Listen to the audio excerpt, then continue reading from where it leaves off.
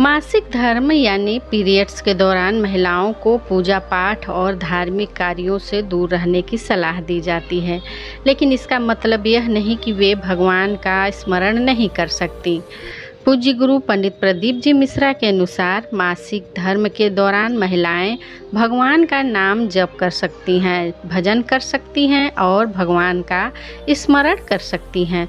वे मंदिर या पूजा स्थल पर नहीं जा सकती, लेकिन वे घर में रहकर भगवान की आराधना कर सकती हैं। दर्शकों, मासिक धर्म के दौरान महिलाओं के लिए पूजा पाठ के क्या क्या नियम हैं, इसके बारे में आइए जानते हैं। मासिक धर्म के दौरान महिलाओं को मंदिर या पूजा स्थल में प्रवेश नहीं करना चाहिए।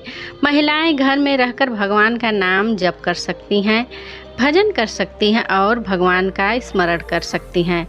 मासिक धर्म के दौरान महिलाओं को प्रसाद बनाने से बचना चाहिए। मासिक धर्म के दौरान महिलाओं को पवित्र ग्रंथों को नहीं छूना चाहिए।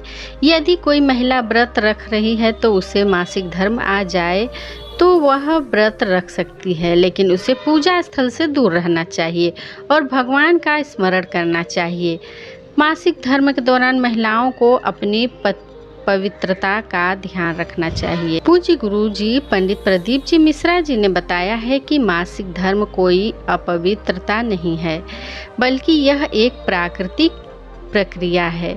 महिलाओं को इस दौरान भगवान का स्मरण करने से नहीं डरना चाहिए, बल्कि भगवान पर विश्वास रखना चाहिए। मासिक धर्म के दौरान महिलाएं मंदिर या पूजा स्थल पर नहीं जा सकती हैं, लेकिन वे घर में रहकर भगवान का नाम जप कर सकती हैं, भजन कर सकती हैं और भगवान का स्मरण कर सकती हैं।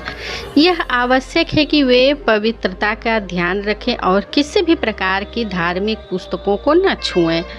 तो दर्शकों, उपाय अच्छा लगे तो आप चैनल को सब्सक्राइब भी जरूर से ज़रूर कर लीजिएगा और वीडियो को जितना ज़्यादा हो लाइक और शेयर भी कर लीजिएगा। श्री शिवाय नमस्तुभ्यम। हर हर महादेव।